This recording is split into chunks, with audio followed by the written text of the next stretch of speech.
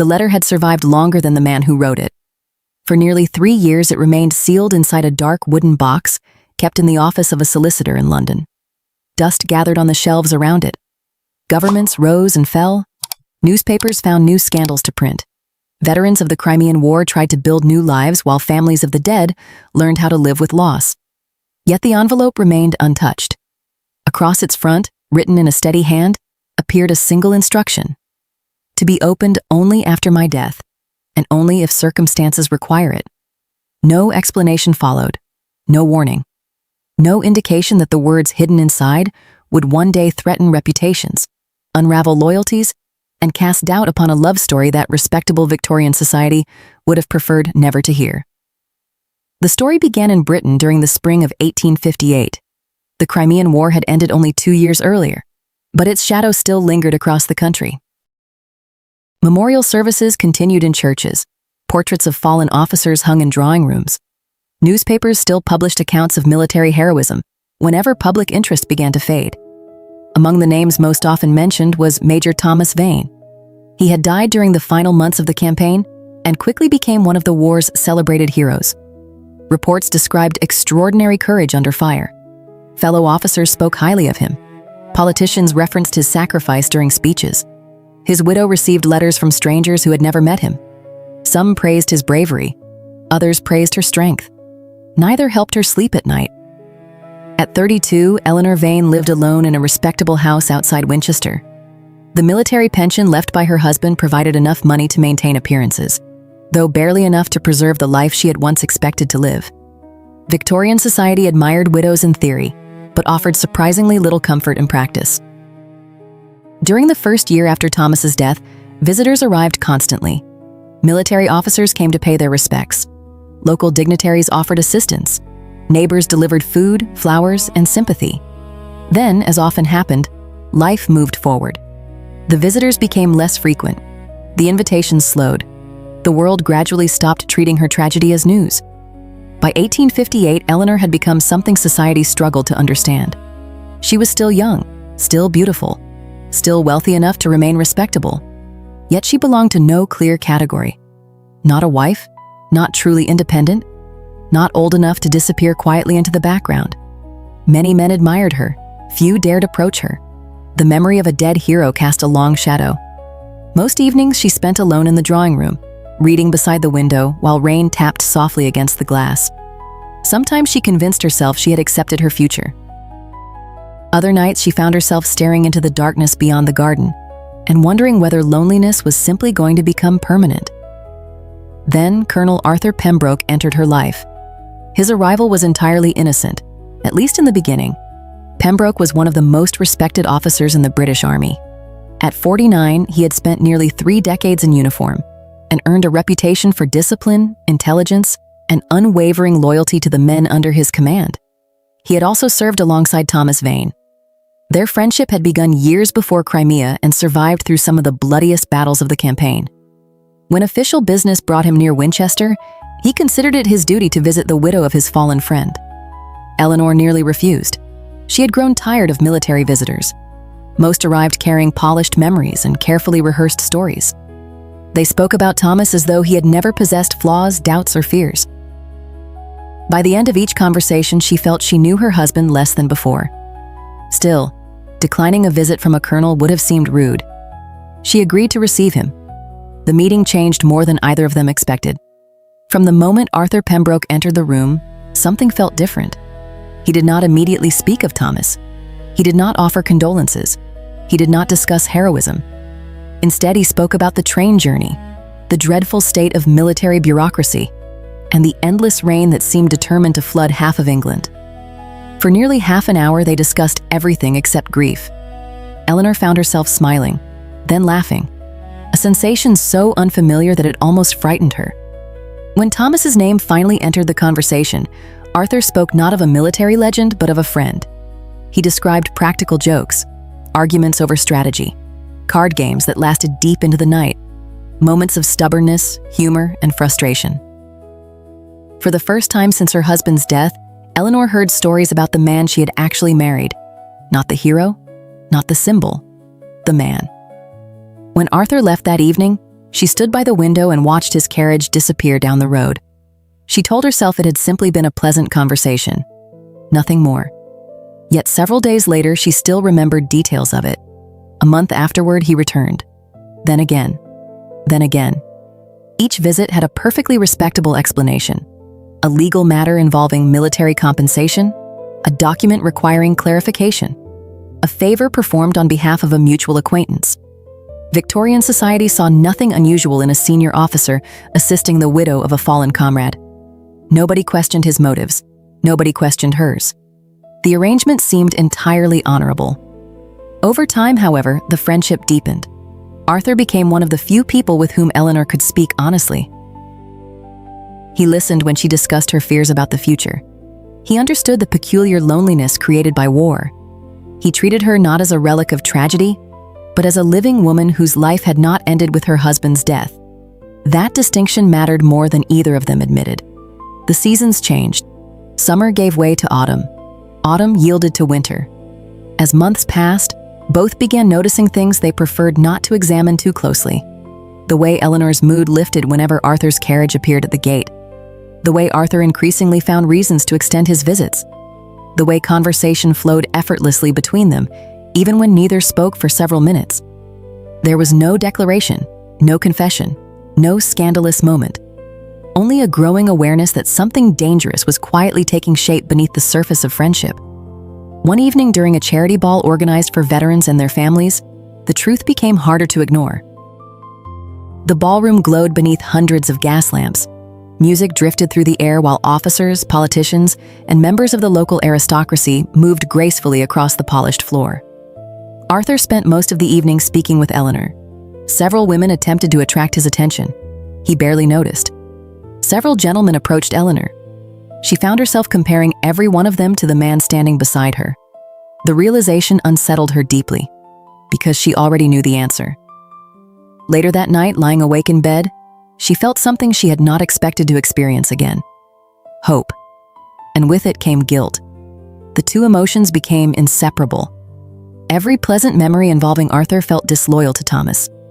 Every moment of happiness seemed borrowed from a life she no longer had the right to enjoy. Yet despite her efforts, she could not stop thinking about him. Neither could Arthur. What neither of them knew was that Thomas Vane had anticipated such a possibility long before his death. During the final months of the Crimean War, while cannon fire echoed across distant battlefields and soldiers wrote farewell letters they hoped would never be delivered, Thomas had prepared one final message. A message intended for the future. A message he trusted nobody to read until after he was gone. And hidden inside that sealed envelope was a secret capable of changing everything Eleanor believed about her marriage, her husband, and the man she was slowly beginning to love.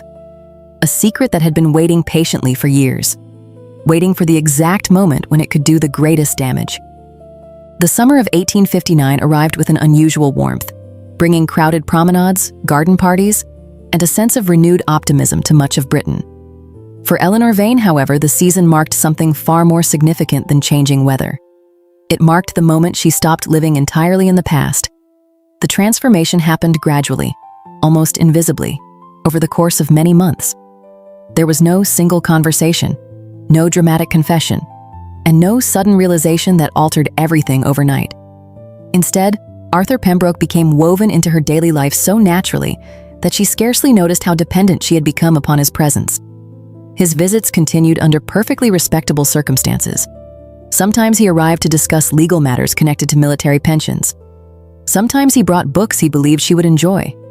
On other occasions, he merely stopped while traveling through the county, claiming he had happened to be nearby. Neither of them truly believed those explanations anymore, yet neither challenged them. The arrangement allowed them to remain within the boundaries expected by society while quietly stepping beyond them in every other way. For Arthur, the situation became increasingly difficult to control. He had spent most of his life mastering discipline. Military service rewarded men who could suppress fear, ignore discomfort, and place duty above personal desire. Those habits had served him well throughout decades of campaigns, promotions, and responsibilities. Unfortunately, none of those skills proved particularly useful when confronted by love. By the age of 49, Arthur had convinced himself that certain chapters of life were permanently behind him. He had never married. Years spent moving between postings and battlefields had made such ambitions impractical.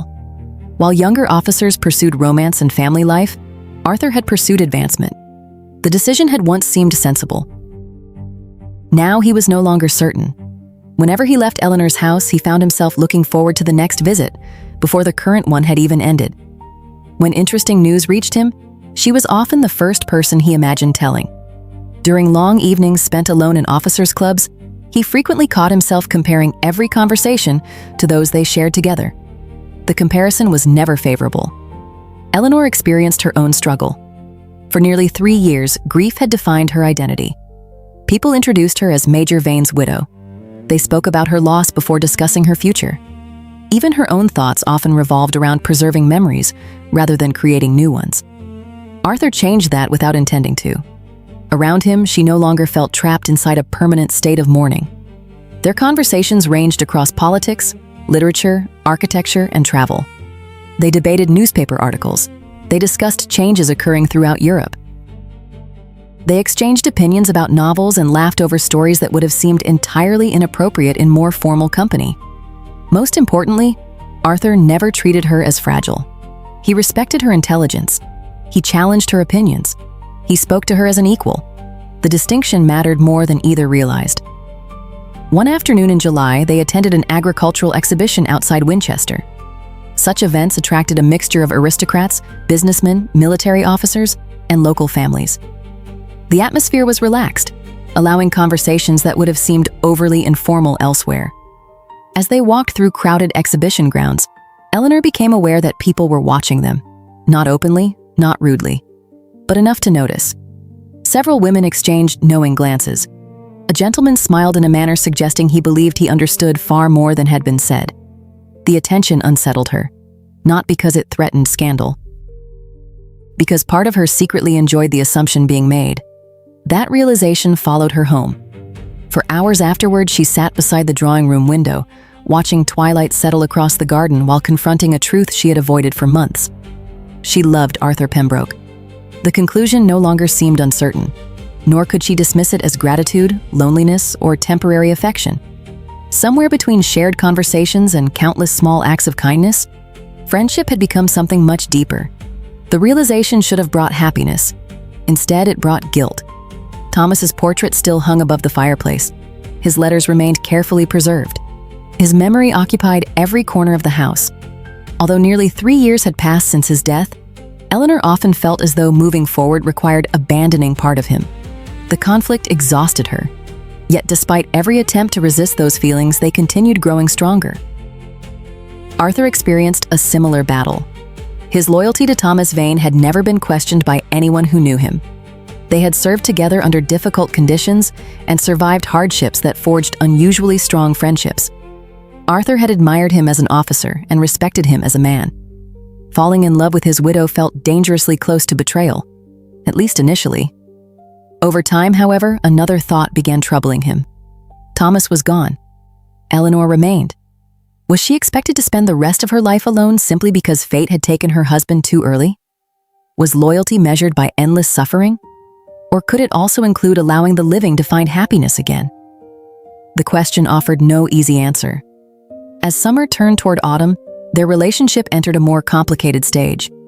They spent increasing amounts of time together, yet both understood that society's tolerance had limits.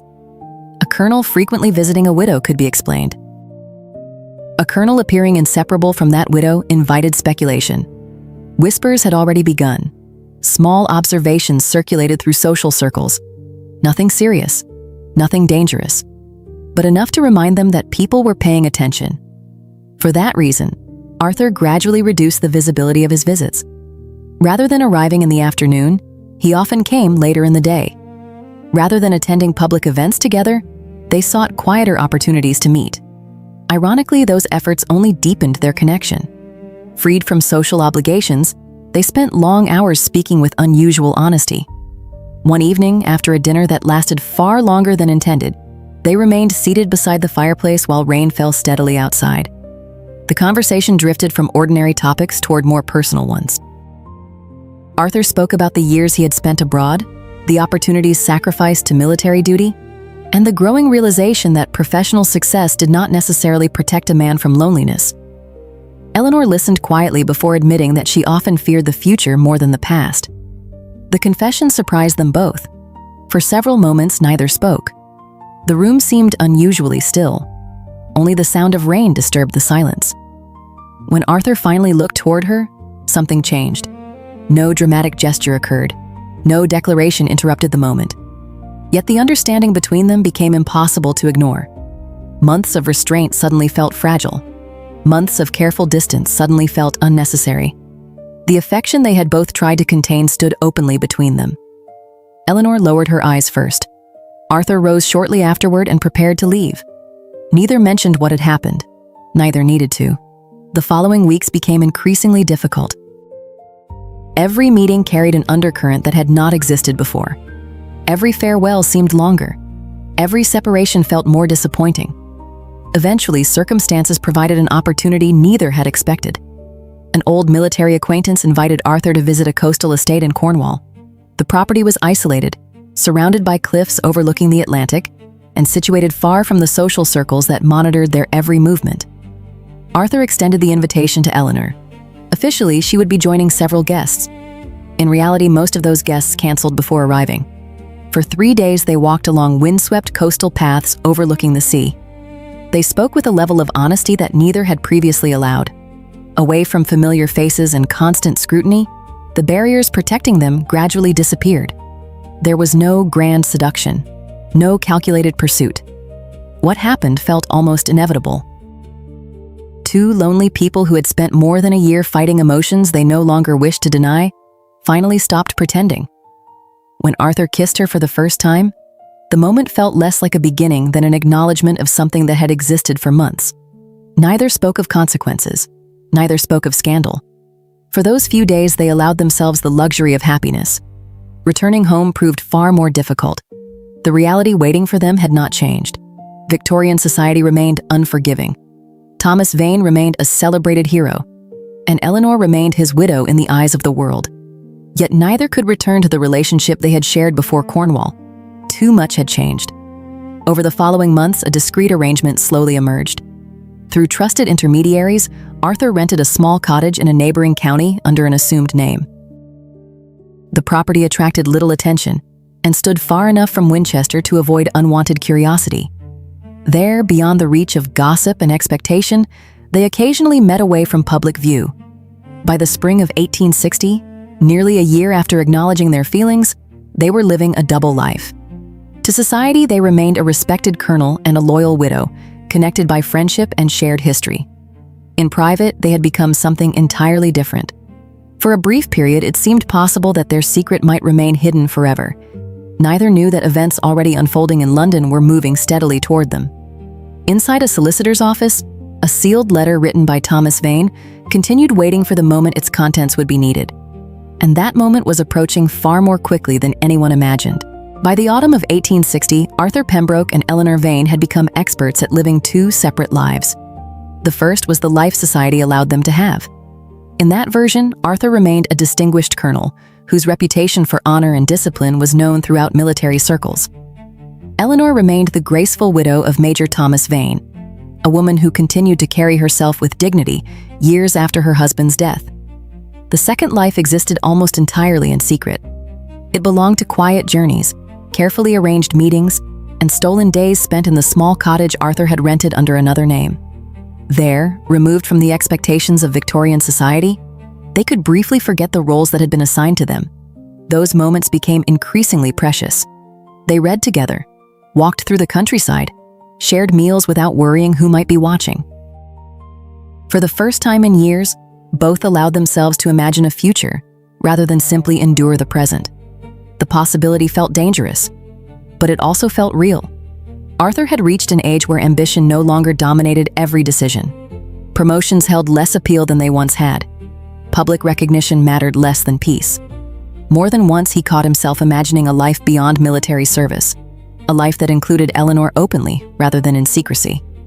The thought would have seemed absurd only a few years earlier. Now it felt entirely reasonable. Eleanor underwent a similar transformation. For years, she had defined herself through loss. Every choice, every conversation, and every expectation had been shaped by the fact that she was Thomas Vane's widow. Gradually, however, she began reclaiming an identity that belonged solely to her. She laughed more easily. She spent less time dressed in mourning colors. She began hosting small gatherings again. Friends who had not seen her in years remarked upon the change. Some attributed it to time. Others suspected a different explanation. Unfortunately, Victorian society possessed a remarkable talent for noticing happiness, particularly when happiness appeared where grief was expected. The rumors grew louder, not dramatically, not yet. They spread through drawing rooms and dinner parties in the form of casual observations. Someone mentioned seeing Colonel Pembroke's carriage near Winchester unusually often. Someone else noted that Eleanor seemed remarkably cheerful for a woman whose husband remained one of Britain's celebrated war heroes. No accusation was made directly. No evidence existed. Yet speculation had begun. Arthur understood the danger immediately. Military careers depended upon reputation as much as competence. While no official rule prevented him from courting a widow, the circumstances surrounding Eleanor made the situation unusually delicate. Thomas Vane's name still carried considerable weight within military and political circles. Any public scandal would inevitably attract attention. For the first time, Arthur considered ending the relationship. The thought lasted less than a day. The mere possibility left him miserable. When he finally saw Eleanor again, he realized that separation would not solve anything. They had moved too far beyond friendship. Whatever consequences awaited them would have to be faced together. Yet neither realized how quickly those consequences were approaching. The first warning arrived unexpectedly. One rainy afternoon, Eleanor received a letter from London. The envelope bore the seal of a respected legal firm she vaguely recognized. Assuming it concerned routine financial matters connected to Thomas's estate, she opened it without concern. Within moments, her expression changed. The solicitor requested her presence in London regarding a matter connected to her late husband's final instructions. No further details were provided. The wording seemed formal, almost cautious. Arthur happened to be visiting that day. After reading the letter twice, Eleanor handed it to him. He studied the contents carefully. At first, neither found anything particularly alarming. Thomas's estate had been settled years earlier, and legal correspondence occasionally appeared regarding pensions, investments, or administrative matters. Still, something felt unusual. Why would a solicitor request a personal meeting after so much time? Why refuse to explain the subject in writing? The questions lingered. Several weeks later, Eleanor traveled to London. Arthur offered to accompany her.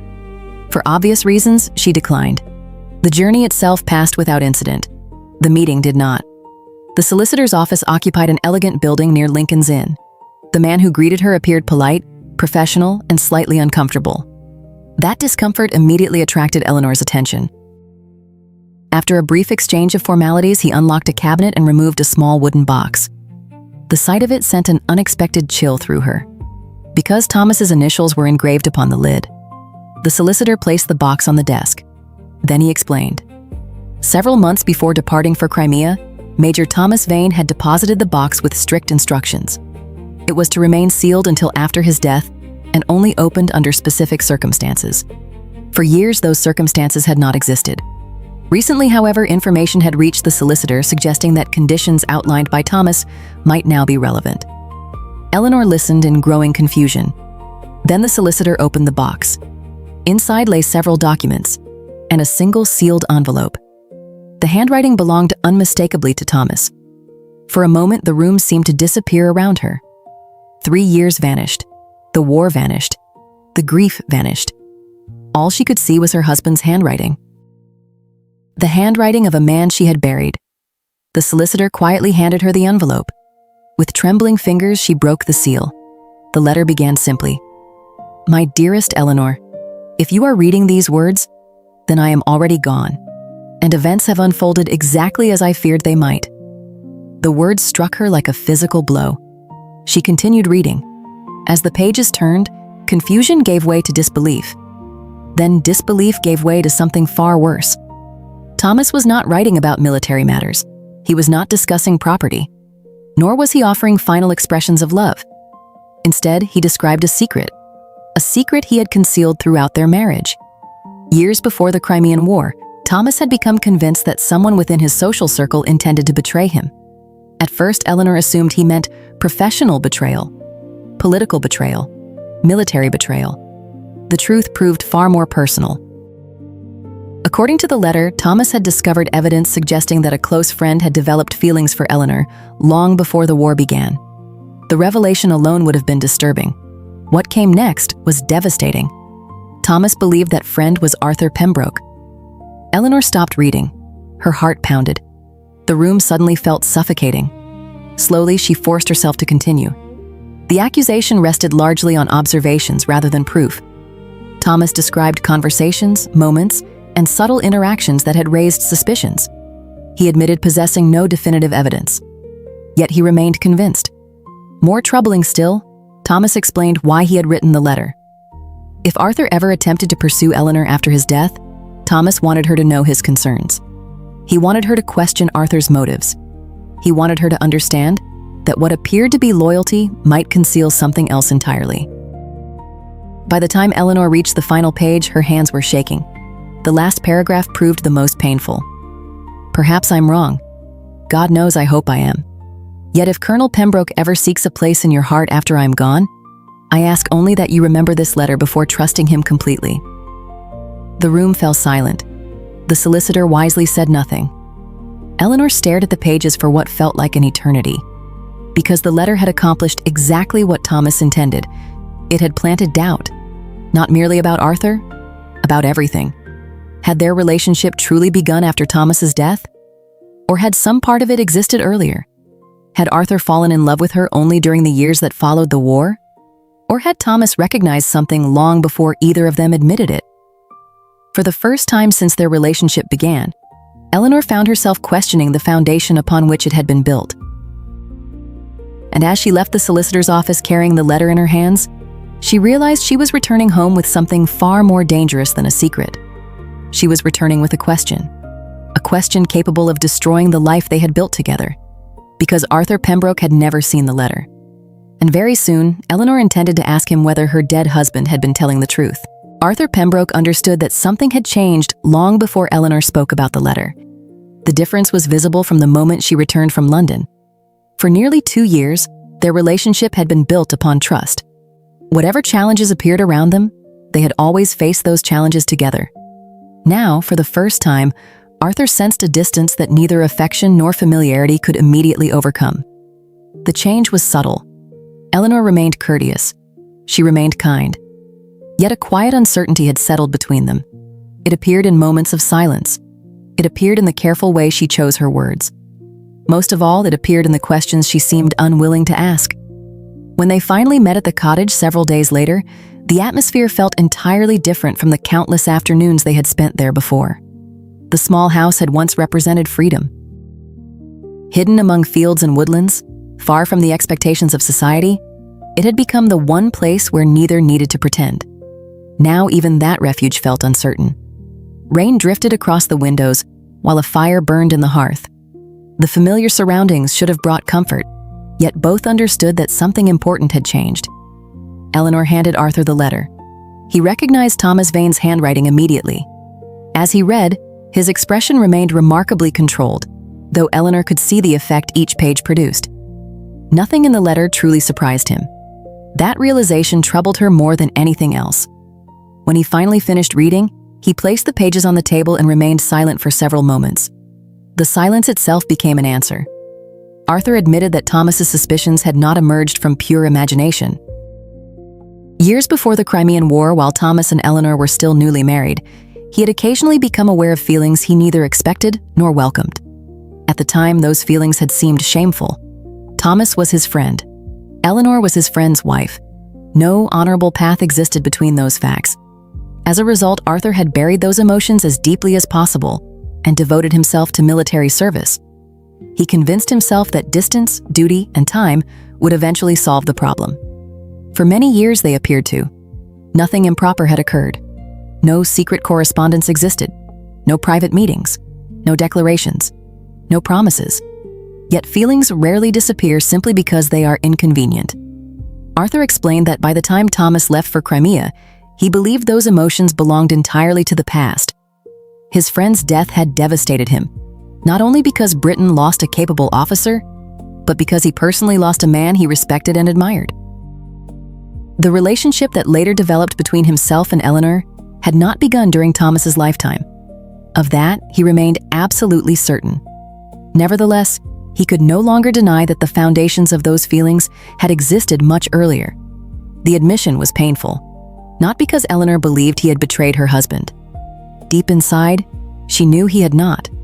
The painful realization was that Thomas had somehow noticed what even Arthur barely understood himself. Her late husband had recognized a possibility years before it became reality. That knowledge lingered over everything. During the following weeks, uncertainty settled across their relationship like a persistent fog. Neither separated from the other. Neither wished to end what they had built. Yet the letter forced both of them to reconsider the past through a different lens. Moments that once seemed innocent now appeared more complicated. Conversations from years earlier acquired new meanings. Memories shifted. The future remained uncertain. At the same time, events outside their private lives continued moving forward.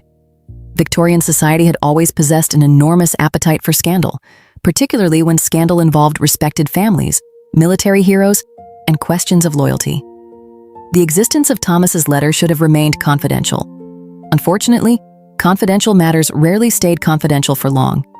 The solicitor who had safeguarded the document was bound by professional discretion. However, several individuals had known of its existence, including witnesses who had helped execute Thomas's instructions years earlier.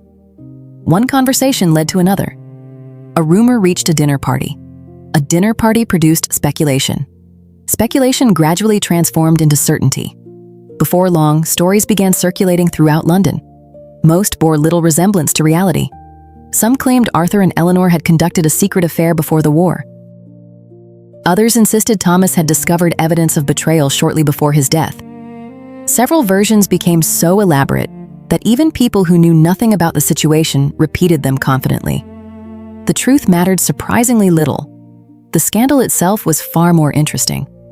By early 1861, whispers that had once existed only within private drawing rooms had spread into military circles.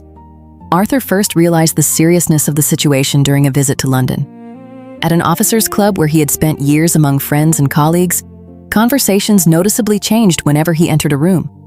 Several men avoided discussing certain topics in his presence. Others appeared unusually polite. The atmosphere reminded him of situations he had witnessed throughout his career, moments when people knew something unpleasant but preferred not to discuss it directly. A few days later, a senior officer quietly confirmed his concerns.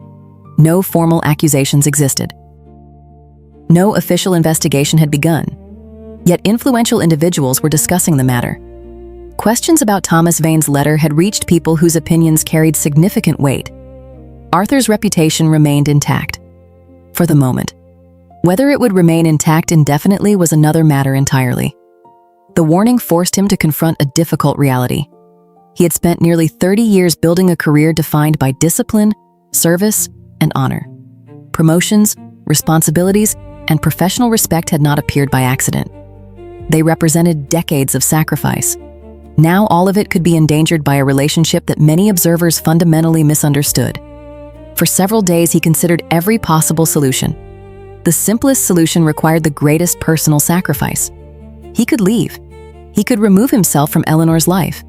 Without him, the rumors would gradually fade. Without him, public attention would eventually move elsewhere. The idea seemed logical, reasonable, even noble. Yet every time he imagined that future, he encountered the same conclusion. He did not want a future that excluded Eleanor.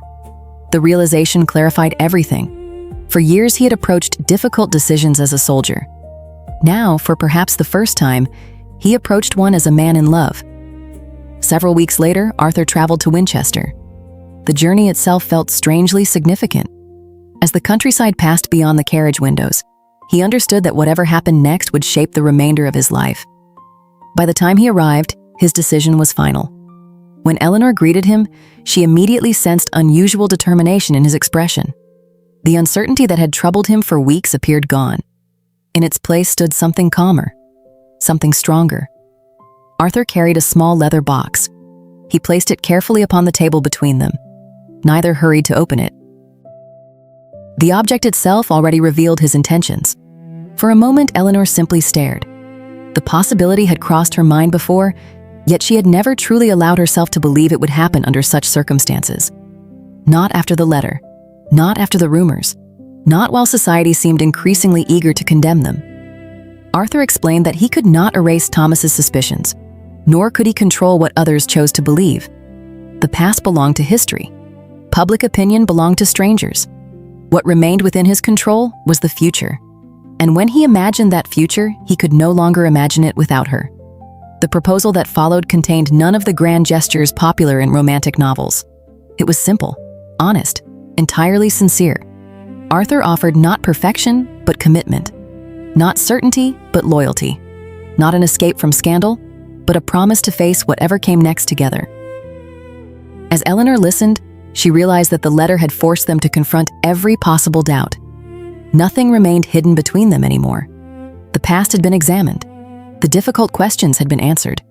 The truth, however imperfect, stood fully exposed. And despite everything, they still chose one another.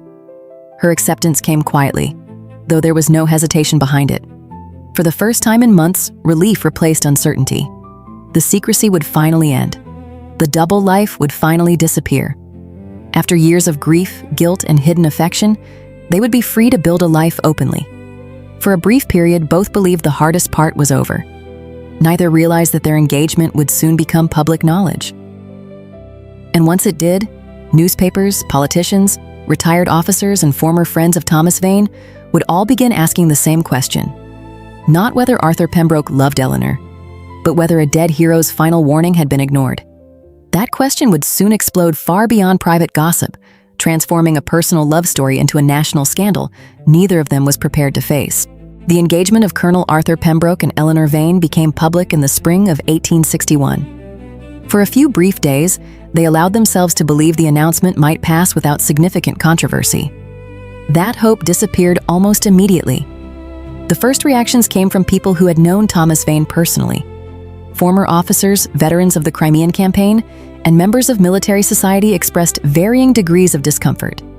Some remained silent. Others offered polite congratulations while privately questioning the wisdom of the marriage. Then the newspapers became involved. Victorian Britain possessed an endless appetite for stories involving honor, loyalty, and scandal, particularly when those stories touched upon the military. The existence of Thomas's letter transformed what would otherwise have been a private matter into something much larger. Reporters never obtained the full contents of the document. They did not need to. Rumors supplied everything they lacked. Within weeks, articles began appearing that hinted at uncomfortable questions. Some writers suggested that Thomas Vane had foreseen the relationship long before his death. Others implied that Arthur's devotion to the widow had perhaps begun earlier than society found acceptable. Facts blended with speculation. Speculation blended with invention. The distinction mattered little to the public. Every new version attracted fresh attention. Eleanor quickly discovered that society's sympathy could vanish with remarkable speed. For years, she had been viewed as the grieving widow of a fallen hero. Now, many of the same people looked at her differently. Some regarded her with suspicion. Others treated her as though she had somehow betrayed the memory of her husband merely by choosing to continue living. The judgment hurt, not because it came from strangers, because some of it came from people she had once considered friends. Invitations quietly stopped arriving. Conversations became noticeably colder. Certain acquaintances crossed the street rather than greet her. Arthur faced similar consequences. Although his military record remained beyond criticism, his reputation suffered in more subtle ways. Men who had once welcomed him warmly now seemed cautious. Professional opportunities became less certain. Conversations abruptly changed direction whenever he approached. No formal punishment existed. Victorian society rarely required formal punishment. Social isolation often proved more effective. Yet despite everything, neither retreated. The months that followed became a test not of affection, but of conviction. For the first time, Arthur and Eleanor were no longer fighting secrecy. They were fighting public opinion. The challenge was considerably harder. Several times Eleanor questioned whether marriage remained the correct choice. Not because she doubted Arthur, but because she feared the cost his loyalty might ultimately demand. Each time those doubts surfaced, Arthur remained unwavering. He had already considered the consequences. He understood precisely what he risked. And he had chosen his path anyway, The certainty provided strength when strength was needed most. Then, during the summer of 1861, an unexpected development changed everything. The solicitor who had safeguarded Thomas's documents requested another meeting. The message immediately revived old anxieties. Neither knew what to expect. The original letter had already caused enough damage. The possibility of further revelations seemed almost unbearable. Several days later, they traveled to London together. This time, there would be no secrets between them. No private journeys, no separate explanations. Whatever awaited them would be faced side by side. The meeting took place in the same office where Eleanor had first opened Thomas's letter months earlier. The solicitor appeared older than she remembered, more cautious as well. After exchanging formal greetings, he produced a small packet of papers that had been discovered among documents overlooked during the original review of Thomas's estate. The papers included correspondence, financial records, and one final handwritten note. Unlike the first letter, this note was considerably shorter. The solicitor handed it directly to Eleanor. She unfolded the page. The handwriting was unmistakable. Thomas Vane's final words once again emerged from the past. This time, however, the message was different. Painfully different. As Eleanor read, tears slowly filled her eyes. Arthur watched silently. When she finally handed him the page, he understood why. The note revealed something Thomas had never mentioned in his original letter. He admitted that his suspicions regarding Arthur were based largely upon intuition rather than evidence. Although he had occasionally sensed an attachment developing beneath the surface, he had never witnessed any act of betrayal. More importantly, he acknowledged the possibility that his fears had been influenced by war itself. The years leading up to Crimea had been filled with uncertainty. Military service carried constant risks. Men preparing for dangerous campaigns often imagined threats where none existed. In the final paragraphs, Thomas addressed a possibility he had previously refused to consider. If Arthur and Eleanor ever found happiness together after his death, he wrote, then perhaps that happiness should not automatically be condemned. The words stunned both of them, not because they erased the past, nothing could do that, but because they introduced a measure of grace where only suspicion had previously existed. Thomas had not entirely withdrawn his concerns. Yet he had acknowledged uncertainty. He had admitted he might be wrong, and for the first time since the scandal began, Arthur felt as though the dead man whose memory stood between them had finally spoken with complete honesty. The discovery did not silence the newspapers. It did not erase rumors. It did not persuade everyone who had already formed an opinion. But it changed something far more important. It changed Eleanor. For months she had carried the burden of believing she was choosing between two men, the husband she had lost and the man she loved. Now she understood that life was not asking her to make that choice. Thomas belonged to her past. Arthur belonged to her future. Loving one did not require betraying the other. The realization brought a peace she had not experienced in years. The wedding took place quietly later that autumn. There was no grand society celebration, no crowded cathedral, no newspaper invitations. Only a small gathering of people who genuinely cared for them. Some old friends attended, others stayed away. By then, neither outcome carried much significance. Arthur and Eleanor had spent too long allowing strangers to influence their happiness. They had no intention of continuing. In the years that followed, public attention gradually moved elsewhere, as it always does. New scandals emerged. New controversies occupied newspaper columns. The story that had once fascinated society slowly lost its ability to attract interest. Life settled into something neither Arthur nor Eleanor had expected to find. Peace, not perfect peace, not the kind found in novels. The quieter kind that comes after surviving disappointment, judgment, and uncertainty. Arthur eventually retired from military service. Eleanor devoted herself to charitable work supporting families of wounded soldiers and war widows. Together, they built a life far removed from the secrecy that had once defined their relationship. Thomas Vane's letters remained preserved among family papers for many years, not hidden, not displayed, simply kept. A reminder that human lives are rarely as simple as they appear from the outside. History often prefers clear heroes and clear villains. Real life rarely provides either. Sometimes a dead man can love his wife and still doubt his friend. Sometimes a loyal friend can fall in love without ever intending to. And sometimes a woman who spends years mourning the past eventually discovers that moving forward is not an act of betrayal. It is an act of survival. Long after the scandal faded, and long after those involved had disappeared into history, one truth remained. The greatest secret hidden inside Thomas Vane's letter was never the suspicion it contained. It was the fact that even from beyond the grave, he could not fully decide whether he was warning Eleanor against love or quietly giving her permission to find it.